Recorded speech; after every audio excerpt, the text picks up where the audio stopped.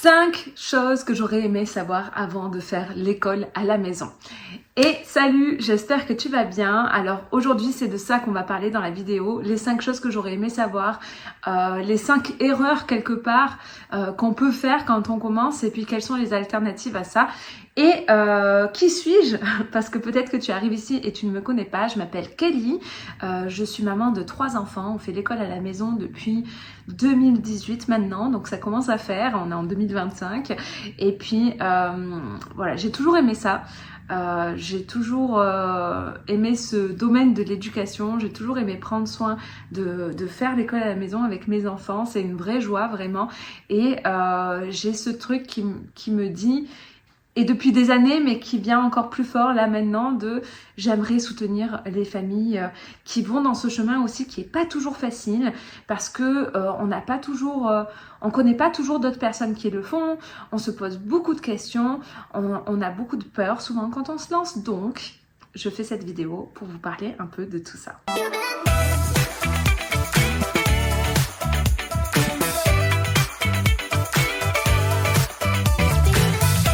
Petit conseil, reste bien jusqu'au bout parce que le dernier sujet qu'on va aborder, c'est vraiment pour moi le sujet le plus important et donc c'est très important pour toi de rester jusqu'au bout, surtout que j'aurai une annonce à te faire. Alors première chose, mon enfant doit absolument suivre le même programme scolaire qu'à l'école. Alors, par où commencer? Déjà à l'école, chaque enseignant va avoir sa propre façon de faire, son propre programme, etc. Donc non.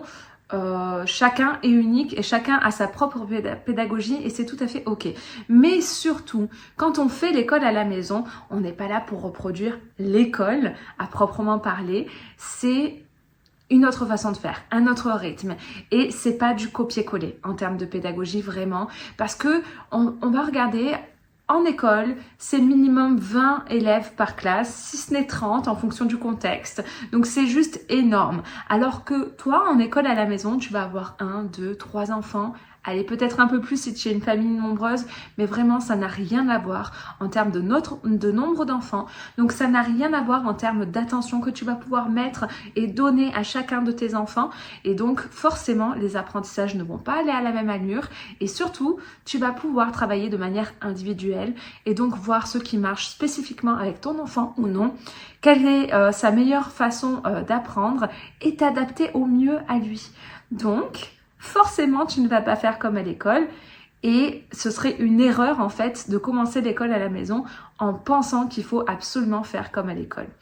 Donc, tu vas te rendre compte avec la pratique que tu vas pouvoir t'adapter à ton enfant et que en fait certaines choses vont aller très très vite avec lui, que tu n'auras pas forcément besoin de consacrer autant de temps que ce qu'ils font à l'école. Mais pourquoi?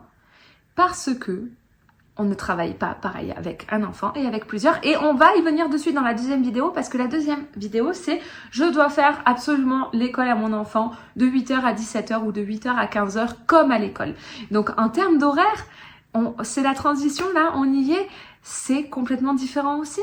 Parce que justement, quand tu as 20 ou 30 enfants, tu ne peux pas aller au même rythme. Déjà, tu ne peux pas travailler de manière individuelle avec chacun d'entre eux.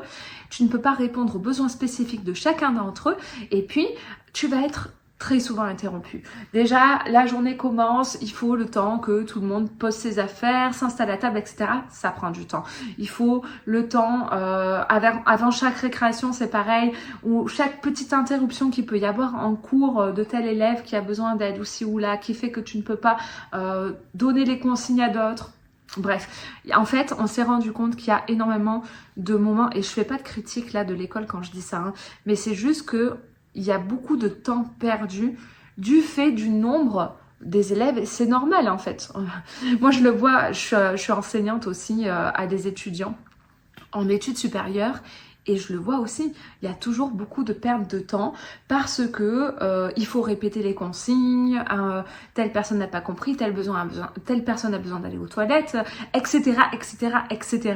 Et ça fait que tout prend du retard, tout prend beaucoup de temps, alors que si tu es seule avec ton enfant, eh bien tu vas mettre beaucoup moins de temps parce que vous êtes installés ensemble, vous prenez le temps de vous poser à un moment de la journée qui est choisi, où tu sais que c'est un bon moment pour lui, pour pouvoir apprendre de nouvelles choses, et vous allez voir qu'ensemble, ça va aller beaucoup plus vite. Et surtout, vous allez vous rendre compte, et ça revient un peu à la première chose à savoir, qu'on n'est pas obligé de faire comme à l'école en termes de programme aussi, vous allez vous rendre compte que votre enfant va pouvoir apprendre par exemple par le jeu. Donc, moi par exemple, pour la lecture, mon fils, il n'aimait pas apprendre dans les livres. Et en fait, la façon dont il a appris à lire, c'est quand on sortait dehors et qu'il s'amusait à lire tous les panneaux d'affichage qu'il trouvait. Et en fait, il me disait, et il me le dit encore aujourd'hui, pour moi, c'était pas intéressant de lire un livre à ce moment-là. Tout ce que je voulais, c'était lire ce qu'il y avait d'écrit dehors, parce que c'était la vraie vie pour lui, et il avait besoin de savoir qu'est-ce qu'il y a écrit, qu'est-ce que ça veut dire, etc. Et c'est ça qui marchait pour lui. Et ça paraît tout bête, mais du coup, ça fait que chaque jour, il lisait, mais d'une façon différente. Et maintenant, à l'âge qu'il a, à 8 ans, eh bien, il lit énormément. Il lit beaucoup. Plus le temps passe et plus je le vois lire. Alors, il aime beaucoup les bandes dessinées, etc. Mais il commence aussi à lire des livres un peu plus longs, un peu plus style roman. Et ça marche très bien comme ça, en fait. Et maintenant, quand je lui demande, eh bien, maintenant, est-ce que tu aimes lire? Parce qu'avant, il n'aimait pas ça. Il n'aimait pas la façon dont je voulais lui apprendre à lire avec les livres comme j'avais fait avec sa grande sœur. Et bien maintenant il me dit oui, maintenant j'aime ça, mais je n'aimais pas au début. Au début seulement les panneaux m'intéressaient. Donc c'est juste un petit exemple, mais quand tu cuisines, tu apprends. Quand tu as des enfants en bas âge surtout, ils apprennent mais tellement facilement en fait de toutes les situations de la vie quotidienne, qu'il n'y a pas forcément besoin de faire un programme sur des feuilles comme tu le ferais à l'école. Même si à l'école, il y a aussi des programmes où l'enfant est en situation, s'amuse, etc. Mais il y a aussi beaucoup de fiches. Et il y a des enfants qui adorent ça et c'est très bien. Mais justement, faire l'école à la maison, ça va permettre de t'adapter à ça. Donc 8h, 15h, 8h, 17h en heure de cours, c'est beaucoup trop. Quand tu es en école à la maison, tu n'as vraiment pas besoin de tout ça. Ça va dépendre de l'âge des enfants. Mais moi, vraiment, dans les premières années, on faisait 30 minutes, 1 heure par jour, pas plus. Par contre, on faisait du travail régulier. C'était quelque chose de régulier. Mais je faisais, surtout quand ils sont jeunes, pas forcément sous forme de travail, mais plus sous forme de jeu. Et après, plus les enfants vont grandir et plus le temps va progressivement augmenter. Mais quoi qu'il en soit, ça, c'est ma façon à moi de faire. On fait tous les jours, ce qui fait, même pendant les vacances, ce qui fait que tu n'as vraiment pas besoin d'autant de temps et qu'ils ont tout le reste de la journée à chaque fois disponible et que ça leur paraît beaucoup moins contraignant comme ça. Mais ça, c'est notre façon de faire et chaque famille a sa propre façon de faire. Alors, troisième idée reçue, eh bien, mes enfants doivent absolument avoir le même niveau qu'un enfant qui suit l'école normale. Eh bien non, ceci est faux aussi. Alors, bien sûr, si vous êtes en France, vous allez avoir les contrôles de l'éducation nationale où ils vont attendre que les enfants aient un certain niveau. Mais encore que ce qui est demandé, c'est qu'il y ait une progression d'une année à l'autre et de voir tout ce que vous mettez en place en instruction en famille pour apprendre à vos enfants de nouvelles compétences. Donc techniquement, ils pourraient très bien avoir un excellent niveau, par exemple en mathématiques bien plus avancé que des élèves de cet âge classique. Mais un peu moins bon niveau en français parce que chaque enfant a ses spécificités. Chaque enfant est unique et donc c'est normal qu'il n'ait pas le même niveau que ce qui est attendu en classe. Et d'ailleurs, quand on regarde ce qui est attendu en classe, chaque enfant a un niveau différent. Donc, c'est juste normal en fait. Alors moi, je me souviens, maintenant je suis au Canada, en Ontario, mais je me souviens quand j'étais en France, les moments juste avant les contrôles pédagogiques. C'était stressant, je m'en souviens. Et je me souviens de certaines années où je me disais, mon Dieu, dans le programme, il est censé y avoir ça, on l'a pas forcément fait, on n'en est pas encore là ou quoi. Et où je faisais comme un condensé en quelques jours de vite, il faut apprendre tout ça. C'était hyper stressant pour moi, pour l'enfant. Vraiment, à ce moment-là, on est désagréable, même avec nos enfants. Mais parce qu'il y a cette pression-là. Et si on pouvait s'en passer, ce serait mieux. Parce que juste en faisant du travail progressif chaque jour, votre enfant va atteindre le niveau. Et vous allez voir, moi je vois mon fils à un niveau excellent en maths. Il a très vite compris les mathématiques dès tout petit, vraiment. C'était assez, pour moi c'était impressionnant parce que moi j'étais plus littéraire que mathématicienne, on va dire. Même si j'aimais les maths, je préférais tout ce qui était en lien avec la littérature. Et de voir qu'il pouvait faire autant de choses en fait, à un âge si jeune, ça m'avait impressionnée. Mais à côté de ça, il traînait la patte pour le français justement et la lecture. Et maintenant, il a 8 ans et ça fait un moment qu'il sait bien lire et qu'il n'y a plus aucun souci de ce côté-là. Mais ça a pris un peu plus de temps. Alors que ma fille aînée, elle, a commencé à lire à l'âge de 4 ans. Et les mathématiques, je sais pas pourquoi elle s'est mis dans la tête qu'elle aime pas ça et que c'est pas fait pour elle. Alors qu'on est plutôt... Enfin, il n'y a pas de critique dans notre façon d'enseigner ou quoi, mais elle s'était mis ça en tête. Puis là, elle se rend compte qu'avec de la pratique, etc., eh bien, elle y arrive, mais que oui, ça demande de la pratique. Donc, chaque enfant est différent, chaque enfant a son propre rythme d'apprentissage. Et donc, c'est tout à fait normal si votre enfant n'a pas tout à fait le même niveau que celui qui est standard et attendu dans une salle de classe classique, en sachant, encore une fois, je le rappelle, que la plupart du temps, les enfants n'ont pas forcément ce niveau-là qui est attendu. Beaucoup en sont loin et beaucoup ont un niveau plus élevé aussi, et c'est ok en fait, c'est ok. Chaque enfant est unique. La 4e chose, c'est je dois absolument acheter un tas de matériel pédagogique pour mes enfants pour y arriver en fait, pour arriver à leur enseigner des choses. Eh bien non, ce n'est pas obligatoire, surtout quand vous commencez, surtout si vos enfants sont tout petits, vous n'avez pas forcément besoin d'acheter une tonne de matériel pédagogique pour y arriver. Alors je dis ça, mais moi quand j'ai commencé à me former en pédagogie Montessori quand ma fille avait 3 ans, ma fille aînée. Et juste parce que l'opportunité s'est présentée, j'avais pas ça en tête forcément, mais l'opportunité s'est présentée. Une amie m'a dit, est-ce que tiens, ça t'intéresse de suivre une formation Montessori? Et je me suis dit, bah pourquoi pas? Parce que à ce moment-là, j'avais beaucoup de peur et j'avais peur notamment de ne pas arriver à faire correctement l'école à la maison avec ma fille, de ne pas lui enseigner les bonnes choses et qu'il y ait des lacunes en fait pour elle en grandissant. Je me mettais une grosse pression et j'avais vraiment très peur de ça. Et puis donc je me suis formée en pédagogie Montessori, j'ai adoré. Et donc forcément, j'ai acheté un tas de matériel en pédagogie Montessori, mais ça c'était pas pour mes enfants finalement, c'était parce que j'adorais ça et que j'avais envie de leur enseigner de cette manière-là, mais ce n'est pas la seule pédagogie que j'ai utilisée, mais j'ai beaucoup utilisé Montessori. Mais en fait, je me suis rendu compte quand mes enfants ont grandi petit à petit que j'avais pas forcément besoin de tout ça, parce que quand on a fait la pédagogie Montessori ensemble, Rose avait 3 ans. Et j'ai commencé à apprendre cette pédagogie et je me suis dit oh là là, en fait elle était déjà dans la période d'apprendre les lettres, d'apprendre à lire, etc. Parce que depuis l'âge de 2 ans, et je rigole pas quand je dis ça, et c'est pas pour me vanter ou quoi que ce soit, parce qu'en fait comme je le dis, chaque enfant est unique et c'est ça la magie, c'est de s'adapter aux spécificités de chacun. Et je me souviens qu'à 2 ans, elle demandait à chaque fois, en fait même avant, parce que c'est fou en fait quand j'y pense. J'étais enceinte de son frère. Je me souviens qu'on allait à la maternité vers la fin de la grossesse, donc ils ont moins de 2 ans d'écart. Et qu'elle me demandait les lettres. En fait, elle me pointait toutes les lettres qu'elle trouvait sur son chemin. Pareil, un peu comme les panneaux, tout ça. Hein, toutes les lettres, et elle me demandait ce que c'était. Parce que ça l'intriguait. Et donc, à ce moment-là, je lui disais ce que c'était, je lui donnais le son des lettres, parce que j'avais vu que c'était mieux pour apprendre à lire d'avoir le son des lettres. Donc, je lui donnais le son que faisaient les lettres et pas le nom. Ce qui fait que rapidement, elle a connu un peu tout le son des lettres, mais juste comme ça, en me montrant les panneaux, parce qu'on était tout le temps ensemble et parce que elle était curieuse dès qu'elle voyait une lettre dans son quotidien, et elle a appris les lettres comme ça. Et donc, quand je suis arrivée à ma première formation Montessori, on a abordé les lettres rugueuses, dont je vous ai déjà parlé. Vous pouvez voir ici, si vous êtes intéressé par la méthode pour apprendre à lire, c'est là.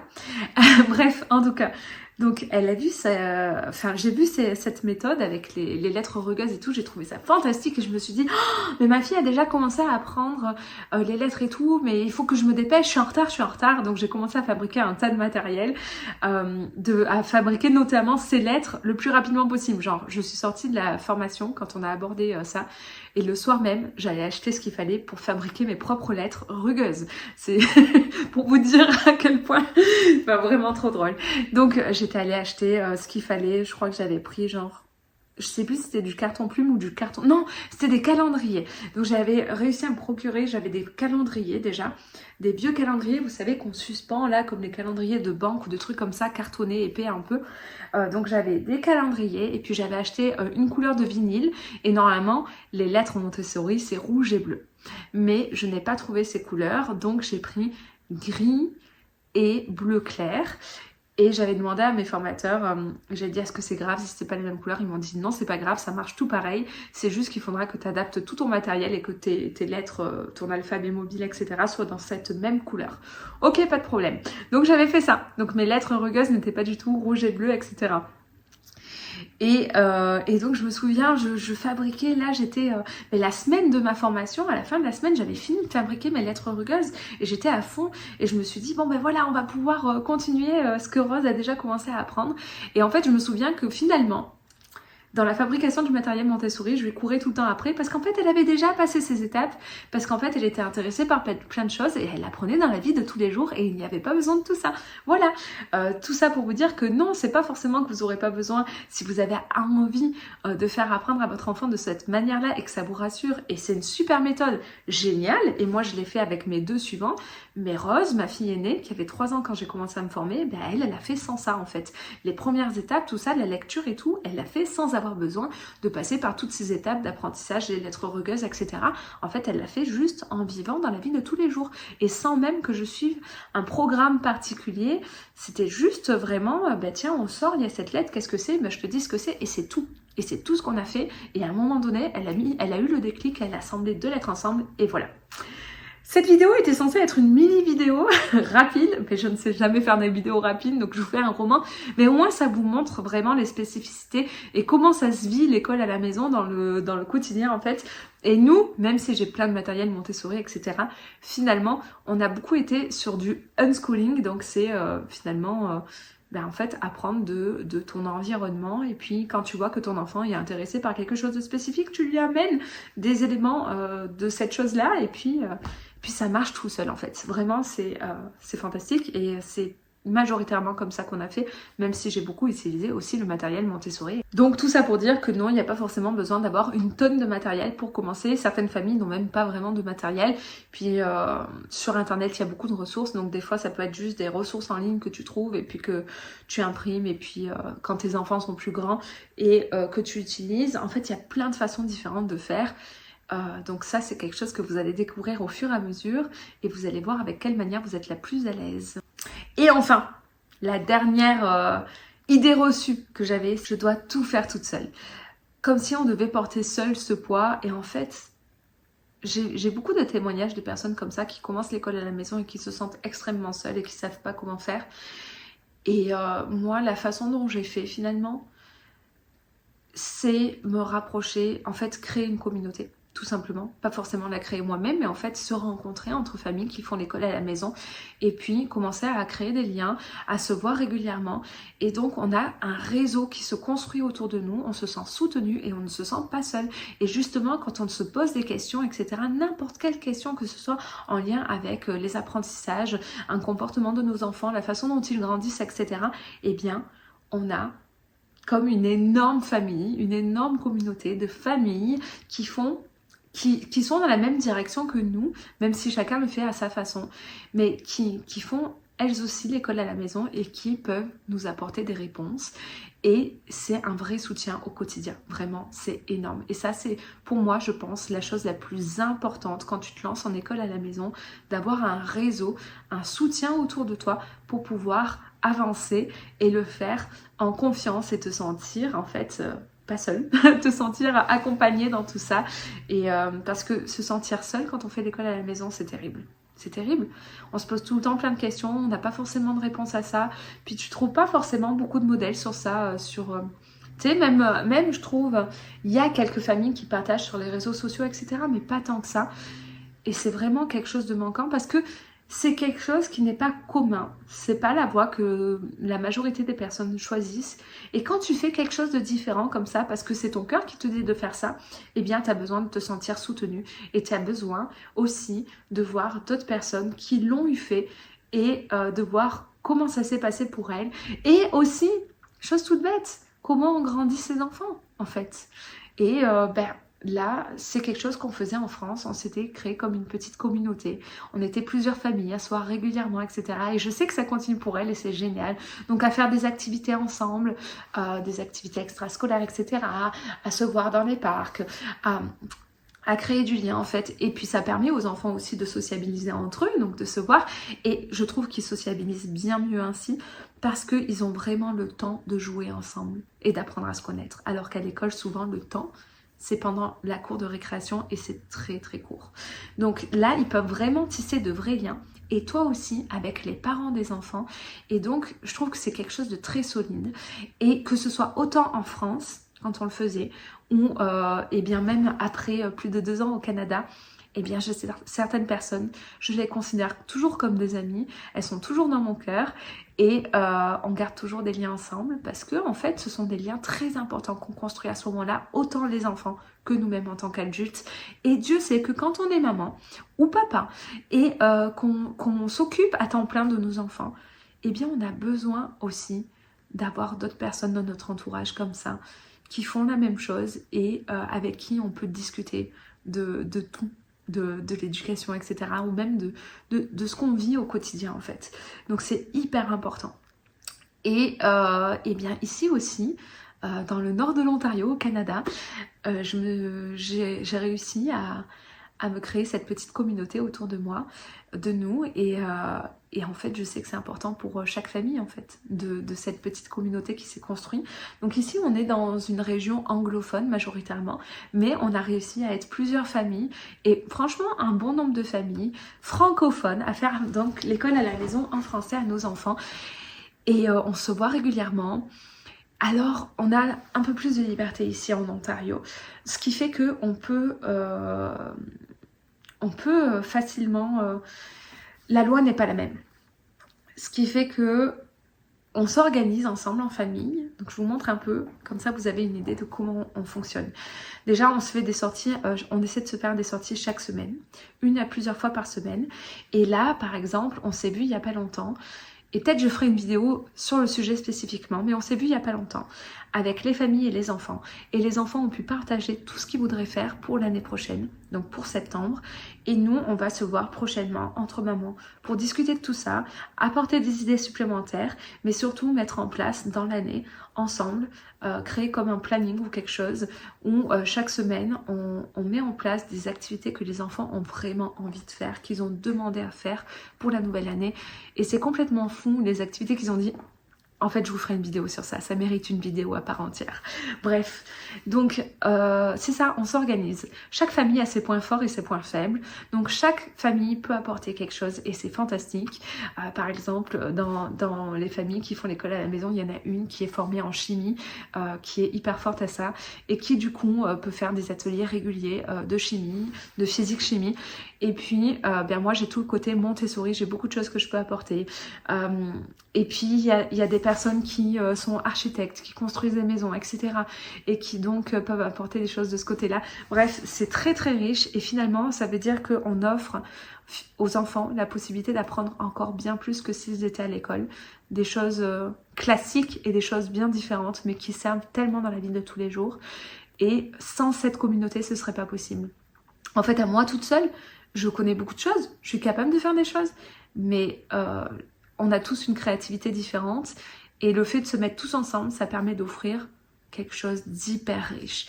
Donc la communauté, c'est hyper important et au quotidien pour proposer des choses différentes aux enfants, mais aussi pour se sentir soutenu et pour que les enfants puissent eux-mêmes créer des liens avec d'autres enfants.